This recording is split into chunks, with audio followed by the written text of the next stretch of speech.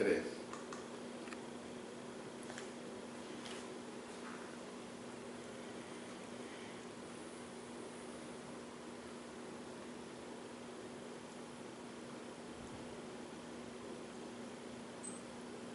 Muy buenas tardes, siempre les saludo con mucho aprecio, el hermano Alexander Castellanos. Dios bendiga a cada uno de mis hermanos y hermanas en la fe, como también a los amigos y amigas que son gentiles en sintonizar nuestro programa.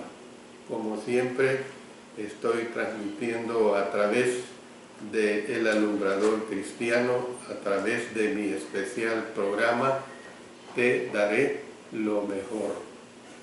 Gracias doy a nuestro Dios por permitirme presentar otro mensaje más. Pongámonos en oración. Padre Celestial, una vez más doy las gracias especiales porque tú y nadie más que tú es quien permites que pueda dedicarme a transmitir estos mensajes tan especiales de tu divina palabra. Gracias, Señor. Como siempre te pido que me ayudes a que lo haga con sencillez y que el Espíritu Santo me acompañe. Gracias, Señor. Bendice a todos quienes lo estarán escuchando para que pueda haber mucho fruto. En el nombre de nuestro Señor Jesucristo. Amén. Como es conocido de ustedes, estoy transmitiendo los días miércoles 5 de la tarde, hora de El Salvador y de Centroamérica, un estudio especial sobre la adoración. Es diferentes temas que he abordado y sigo abordando acerca de la adoración.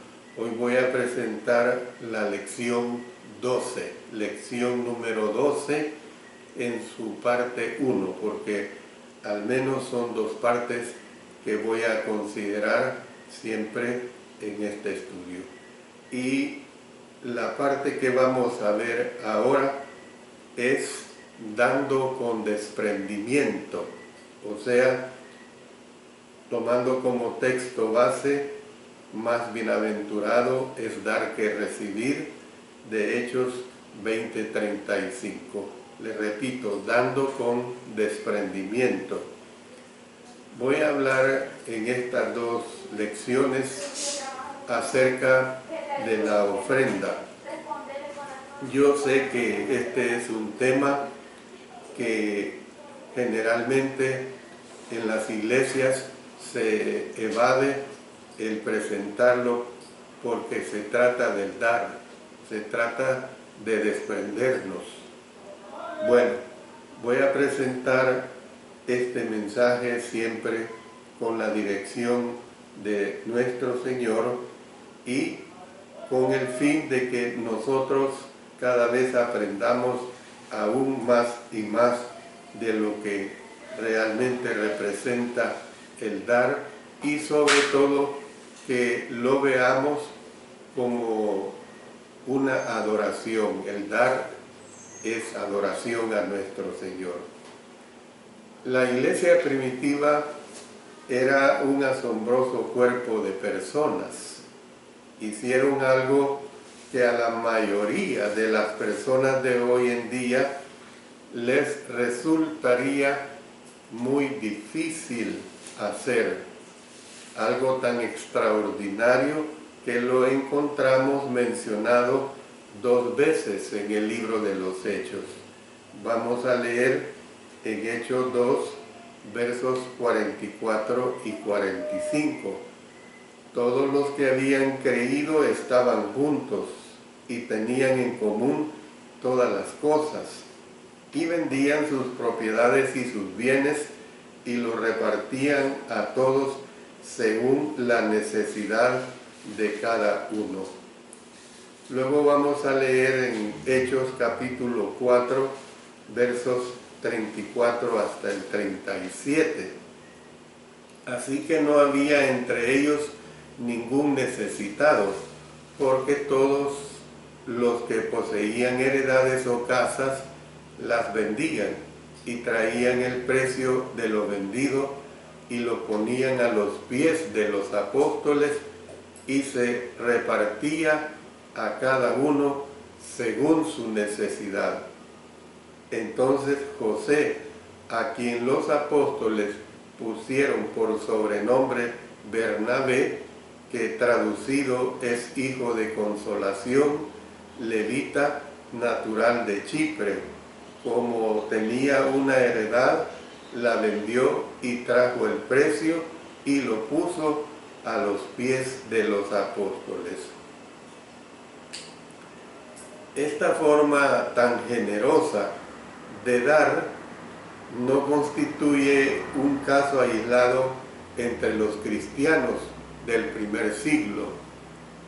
Cuando la iglesia empezó a propagarse fuera de Judea, se estableció una iglesia en Antioquía de Siria, a unos 480 kilómetros al norte. Después de esto, un profeta llamado Agabo viajó desde Jerusalén hasta Antioquía y anunció que vendría una gran hambre. Esta sucedió durante el reinado de Claudio César. Notemos lo que nos enseña Hechos capítulo 11, versos 27 y 28. En aquellos días, unos profetas descendieron de Jerusalén a Antioquía, y levantándose uno de ellos, llamado Agabo, daba a entender por el Espíritu que vendría una gran hambre en toda la tierra habitada, la cual sucedió en tiempo de Claudio, y afectó pues a toda la tierra. Antioquía y Judea fueron igualmente afectadas. Sin embargo, los cristianos que estaban en Antioquía, nos dice la Escritura, miren en los versos 30 y 31, 29 y 30 del capítulo 11 del libro de los Hechos. Dice así: entonces los discípulos, cada uno conforme a lo que tenía, determinaron enviar socorro a los hermanos que estaban o que habitaban en Judea, lo cual en efecto hicieron, enviándolo a los ancianos por mano de Bernabé y de Saulo. Algunos años después, el apóstol Pablo animó a los cristianos gentiles que habitaban en Macedonia, en Acaya y en Galacia, a ofrendar para las necesidades de los cristianos judíos que estaban en Palestina. Les pidió que pusieran aparte algo cada primer día de la semana, para que cuando él llegara no se recogieran ofrendas. 1 Corintios 16, 1 y 2. Noten lo que dice leyendo directamente: en cuanto a la ofrenda para los santos, haced vosotros también de la manera que ordené en las iglesias de Galacia.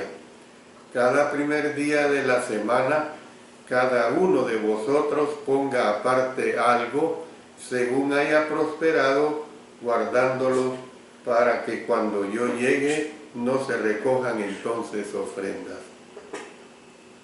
Bueno, habiendo tenido esta ligera introducción, vamos a ver los puntos que se destacan en este mensaje que le estoy ahorita presentando. Primeramente, veamos cómo es que ofrendar es adorar. Hay que verlo así, desde ese punto de vista, porque si no lo vemos desde ese punto de vista, entonces no vamos a crecer en lo que es la bendición del dar. ¿Hay alguna base bíblica para afirmar que la ofrenda semanal es una expresión de adoración a Dios? El apóstol Pablo mandó a los cristianos que estaban en Corinto a hacer sus colectas cada primer día de la semana, es decir, en el momento cuando se reunían para adorar. ¿Estaba él solamente sugiriendo que ese era el momento más oportuno para hacer las colectas? ¿Se consideraba esta ofrenda parte del culto de adoración o era una actividad sin relación alguna con la adoración a Dios? Bueno, no hay duda que muchos de nosotros oímos enseñanzas en las cuales se nos dijo que en la iglesia primitiva había un cierto número de actos de adoración entre los que se incluía poner aparte algo. Lo anterior nos llevó a la conclusión un tanto mecánica en el sentido de que la ofrenda es en efecto uno de esos actos. Sin embargo, nunca le dimos mucha importancia a interpretación alguna de ella, excepto que la iglesia debe tener dinero para hacer su labor y que, por lo tanto, tenemos la responsabilidad de contribuir. Más adelante podemos aclarar esta situación haciéndonos también una pregunta. Pero deberíamos más bien renovar, o sea, por decirlo así, como decir pulir, pues, los conceptos que ya tenemos y destacarlos de tal modo que la ofrenda signifique para nosotros un acto consciente por el cual rendimos homenaje y adoración a Dios. Bueno, para responder a esta pregunta bíblicamente, consideremos las raíces hebreas del cristianismo, o sea, el ambiente histórico del cual provino el apóstol Pablo. El dar ofrenda a Dios es la segunda respuesta activa que se menciona en la Biblia. Y voy a abordarlo a partir de este momento desde el punto de vista antiguo testamentario, es decir, lo voy a abordar en el sentido de cómo es que el ser humano siempre fue instruido a dar y que tuvo esa actitud de dar y que debe tener esa actitud de dar. Por eso estoy hablando de dando con desprendimiento.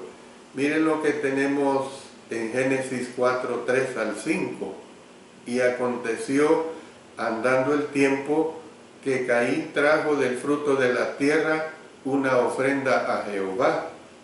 Y Abel trajo también de los primogénitos de sus ovejas, de lo más gordo de ellas. Y miró Jehová con agrado a Abel y a su ofrenda, pero no miró con agrado a Caín y a la ofrenda suya. Y se ensañó Caín en gran manera, y decayó su semblante. La primera fue la obediencia. Noten, retrocediendo aquí mismo en Génesis capítulo 2, versos 16 y 17. Y mandó Jehová Dios al hombre, diciendo: de todo árbol del huerto podrás comer, mas del árbol de la ciencia del bien y del mal no comerás, porque el día que de él comieres, ciertamente morirás. Dios mandó a Adán y a Eva no comer del árbol de la ciencia del bien y del mal. Las instrucciones de Dios respecto de la ofrenda no constan en Génesis, pero el autor de la epístola a los hebreos dijo, noten lo que tenemos en Hebreos 11:4, por la fe Abel ofreció a Dios más excelente sacrificio que Caín. Es bien claro. Entonces, para que algo se pueda hacer por fe, es preciso que haya instrucciones de parte de Dios. Por eso aquí dice, cuando nosotros vemos esta situación, todo lo aprendemos en base a la palabra de Dios. Dice, porque la fe es por el oír y el oír por la palabra de Dios. Y es lo que nosotros estamos haciendo acá en relación a la palabra escrita. El pueblo de Dios siempre ha sido un pueblo que ofrenda, y Dios siempre ha deseado que la ofrenda sea una forma de responderle a Él. Abraham, por ejemplo, le dio a Melquisedec, rey de Salem y sacerdote de Dios, el diezmo del botín de guerra que él tomó por haber obtenido la victoria. Ahí está plasmado esto en Génesis 14. Hay que notar especialmente los versículos, los versículos 8, vamos a leer versículo 8 y luego nos pasamos al 14. Dice, entonces Melquisedec, rey de Salem y sacerdote del Dios Altísimo, es versículo 18. Entonces Melquisedec, rey de Salem y sacerdote del Dios Altísimo, sacó pan y vino y le bendijo diciendo, bendito sea Abraham del Dios Altísimo, creador de los cielos y de la tierra, y bendito sea el Dios Altísimo que entregó tus enemigos en tu mano. Y noten lo que dice, y le dio a Abraham los diezmos de todo. Pasándonos a Jacob, Jacob prometió que le daría a Dios el diezmo de todas las bendiciones que él recibiera. Noten en Génesis también en el capítulo 28.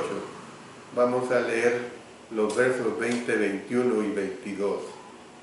E hizo Jacob voto diciendo, si fuere Dios conmigo y me guardare en este viaje en que voy, y me diere pan para comer y vestido para vestir, y si volviere en paz a casa de mi padre, Jehová será mi Dios, y esta piedra que he puesto por señal será casa de Dios, y de todo lo que me dieres, el diezmo apartaré para ti. Claro, cuando estoy dando estos ejemplos, no tenemos que confundirnos en que la ofrenda que damos a nuestro Dios como cristianos, como iglesia, es el diezmo. En ningún momento estoy enseñando sobre esto y claro, vamos a llegar al momento de enseñar de acuerdo a los preceptos nuevotestamentarios. Había sacrificios y ofrendas de varias clases que formaban parte de la adoración que se rendía a Dios. Cuando estaba vigente la ley, lo que requería que hubiera dos altares. Por ejemplo, el altar que estaba fuera del tabernáculo y más adelante del templo, era para recibir los holocaustos. El altar que estaba dentro era para ofrecer incienso a Dios. Entonces vemos que los altares eran para hacer ofrendas a Dios. Los primeros 7 capítulos del libro de Levítico proporcionan las instrucciones que indican la forma correcta de hacer las diferentes ofrendas y sacrificios a Dios. Cuando Esdras y Nehemías restauraron a Judá la verdadera adoración, entre los artículos del pacto de restauración había acuerdos en el sentido de contribuir cada año con la tercera parte de un ciclo para los servicios de la casa de Dios. Imagínense, ni siquiera el diezmo, sino la tercera parte. La tercera parte es más que la décima parte. El pueblo había de continuar las ofrendas de granos, los holocaustos y los sacrificios de expiación por el pecado, y debían traer cada año los primogénitos, junto con las primicias de la tierra y del fruto de todo árbol, a la casa de Dios. Acordaron además traer el diezmo para los levitas, quienes a su vez, noten, acordaron llevar su diezmo del diezmo a las cámaras del tesoro de la casa de Dios, de modo que no se descuidara la casa de Dios. Había una entrega enorme y había un cuidado y había un cumplimiento enorme a estos preceptos. Vamos a leer una porción un tanto alargada, pero que es muy interesante y es muy instructiva. Vámonos a Nehemías capítulo 10, versos 32 al 39. Nos impusimos además por ley el cargo de contribuir cada año, noten, con la tercera parte de un ciclo para la obra de la casa de nuestro Dios, para el pan de la proposición y para la ofrenda continua, para el holocausto continuo, los días de reposo, las nuevas lunas, las festividades y para las cosas santificadas y los sacrificios de expiación por el pecado de Israel y para todo el servicio de la casa de nuestro Dios. Echamos también suertes los sacerdotes, los levitas y el pueblo, acerca de la ofrenda de la leña, para traerla a la casa de nuestro Dios, según las casas de nuestros padres, en los tiempos determinados cada año, para quemar sobre el altar de Jehová nuestro Dios, como está escrito en la ley, y que cada año traeríamos a la casa de Jehová las primicias de nuestra tierra y las primicias del fruto de todo árbol.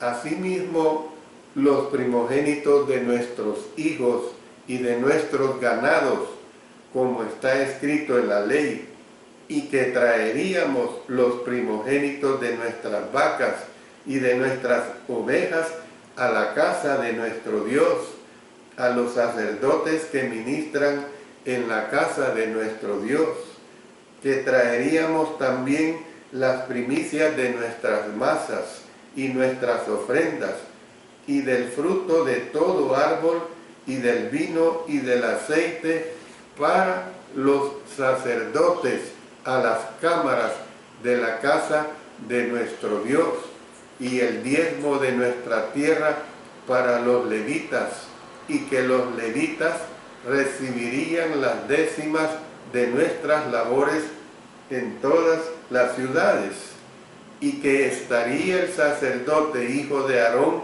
con los levitas cuando los levitas recibiesen el diezmo, y que los levitas llevarían el diezmo del diezmo a la casa de nuestro Dios, a las cámaras de la casa del tesoro. Porque a las cámaras del tesoro han de llevar los hijos de Israel y los hijos de Leví la ofrenda del grano, del vino y del aceite, y allí estarán los utensilios del santuario, y los sacerdotes que ministran, los porteros y los cantores, y no abandonaremos la casa de nuestro Dios. Nehemías 10, 32 al 39.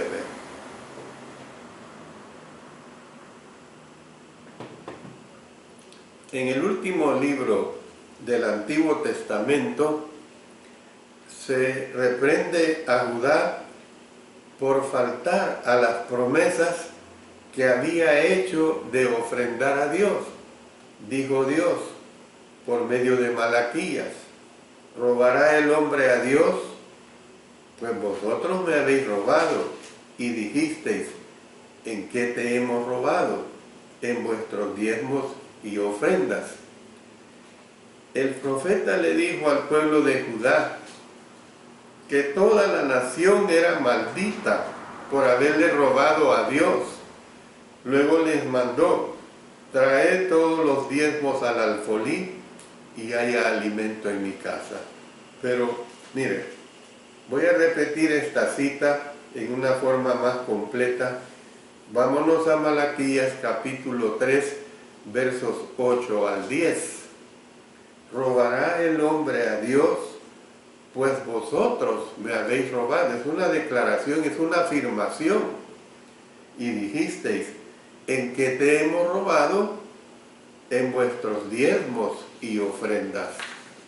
Malditos sois con maldición, porque vosotros, la nación toda, me habéis robado. Traed todos los diezmos al alfolí y haya alimento en mi casa, y probadme ahora en esto, dice Jehová de los ejércitos, si no os abriré las ventanas de los cielos y derramaré sobre vosotros bendición hasta que sobreabunde. Nehemías 3, Malaquías, 3, 8 al 10. Entonces nosotros podemos ver, hermanos, una situación clara acá. ¿Qué es lo que nosotros vemos? Trasladémonos, hermanos, a el Nuevo Testamento. El Señor Jesús les enseñó a sus discípulos a hacerse tesoros en el cielo. Leamos en Mateo capítulo 6, versos 19 al 21. No os hagáis tesoros en la tierra, donde la polilla y el orín corrompen, y donde ladrones minan y hurtan, sino haceos tesoros en el cielo, donde ni la polilla ni el orín corrompen, y donde ladrones no minan ni hurtan, porque donde esté vuestro tesoro, ahí estará también vuestro corazón. Además, les enseñó pues el propósito y modo apropiados de ofrendar. Miren lo que nos dice en Mateo capítulo 6. Vamos a retroceder leyendo los versos 1 al 4. Guardaos de hacer vuestra justicia delante de los hombres para ser vistos de ellos. De otra manera no tendréis recompensa de vuestro Padre que está en los cielos. Cuando pues des limosna, no hagas tocar trompeta delante de ti, como hacen los hipócritas en las sinagogas y en las calles, para ser alabados por los hombres. De cierto os digo que ya tienen su recompensa. Mas cuando tú des limosna, no sepa tu izquierda lo que hace tu derecha. Mas cuando, para que sea tu limosna en secreto, y tu Padre, que ve en lo secreto, te recompensará en público. Es decir, la enseñanza era que su ofrenda no debía ser dada para impresionar a los hombres, sino para ayudar a los pobres. Se les dijo que dieran en secreto y que Dios les bendeciría. Indicando pues con esto que sus ofrendas habían de agradar a Dios, no a los hombres. Una vez que miraba cómo el pueblo echaba dinero en el arca del templo, Jesús vio a ciertos hombres que echaban grandes sumas de dinero. En eso vino una viuda pobre que solo echó 2 monedas de cobre. Entonces Jesús llamó la atención de sus discípulos a los que acababa de ver, diciéndoles: de cierto digo que esta viuda pobre echó más que todos los que han echado en el arca, porque todos han echado de lo que les sobra, pero esta de su pobreza echó todo lo que tenía, todo su sustento. Marcos capítulo 12, versos 43 y 44. Fue a partir de los anteriores antecedentes que los cristianos primitivos aprendieron a ofrendar a Dios. Son los mismos antecedentes de los que el apóstol Pablo habría aprendido acerca de la ofrenda. Él nos citó unas palabras de Jesús que no se encuentran en ningún versículo de los 4 evangelios, donde dice: más bienaventurado es dar que recibir. Hechos 20:35. Cuando en la iglesia se habla sobre la ofrenda, no se hace con el fin de mejorar los ingresos, sino la adoración. Hay que entender que a través de la ofrenda nosotros estamos adorando. Bueno, ahora voy a entrar a ya ver lo que concierne más específicamente, y poco a poco me voy a ir adentrando hacia lo que nos presenta la palabra de Dios en las escrituras novotestamentarias. La definición que hace, es decir, se ofrenda de conformidad con la enseñanza divina. Eso es lo que vamos a estar viendo. Se ofrenda de conformidad con la enseñanza divina. La definición que el apóstol Pablo hace de la ofrenda indica que él la consideraba una expresión de adoración. Esa es la realidad. De hecho, nos dio el conjunto de instrucciones más completo sobre la ofrenda cristiana que se puede encontrar en todo el Nuevo Testamento. Ya hemos mencionado las instrucciones que dio a los cristianos que estaban en Corinto en cuanto a la recolección de la ofrenda para los pobres que estaban en Judea.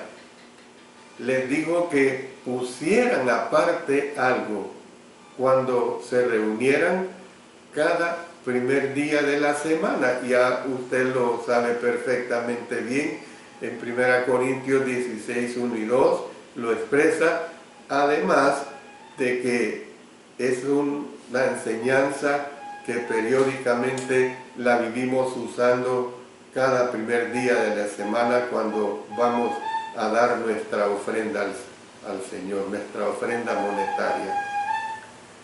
Tal vez les pidió que la recogieran ese día porque era cuando estaban todos reunidos. Sin embargo, una vez que entendamos la idea que tenía el apóstol Pablo de la ofrenda, no tendremos duda alguna de que su propósito era que se le considerara una respuesta por la cual se adora a Dios. Hay que entender esto, hermanos, que a través de nuestra ofrenda que damos, nosotros estamos adorando a Dios.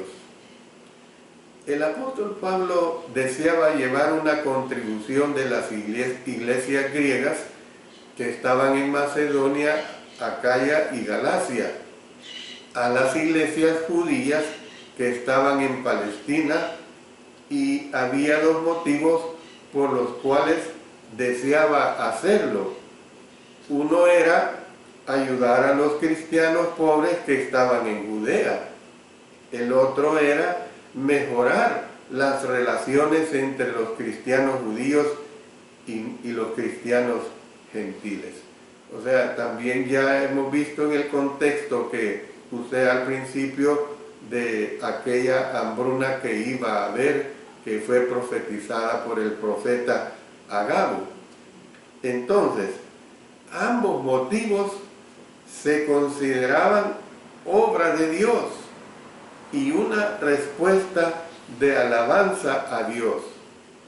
Las instrucciones dadas en 2 Corintios capítulos 8 y 9 a la iglesia que estaba en Corinto revelan el concepto que tenía el apóstol Pablo de la ofrenda.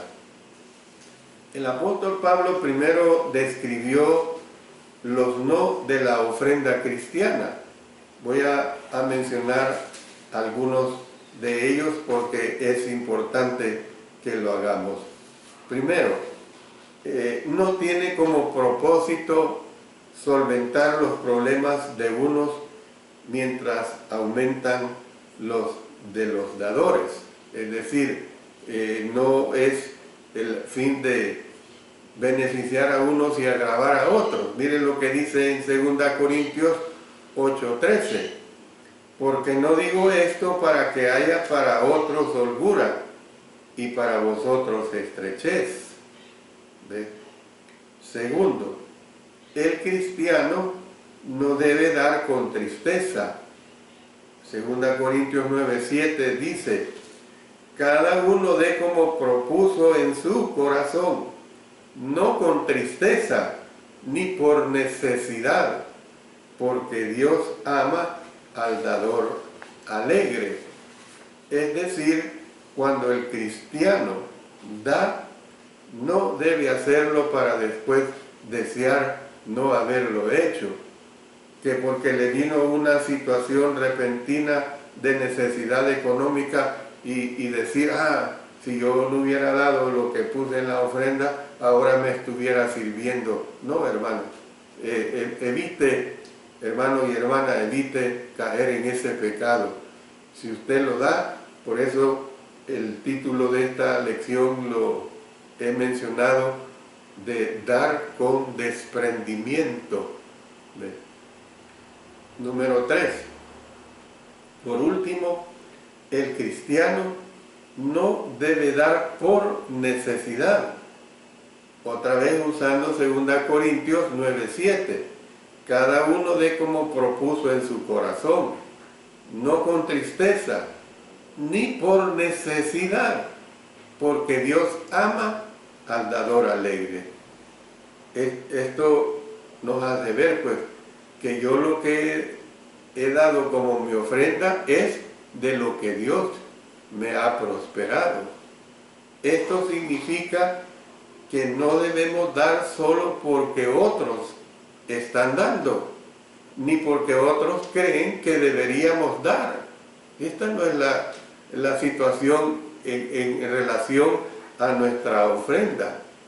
Nuestra ofrenda debe ser más bien un acto por el cual el corazón responde libremente a Dios.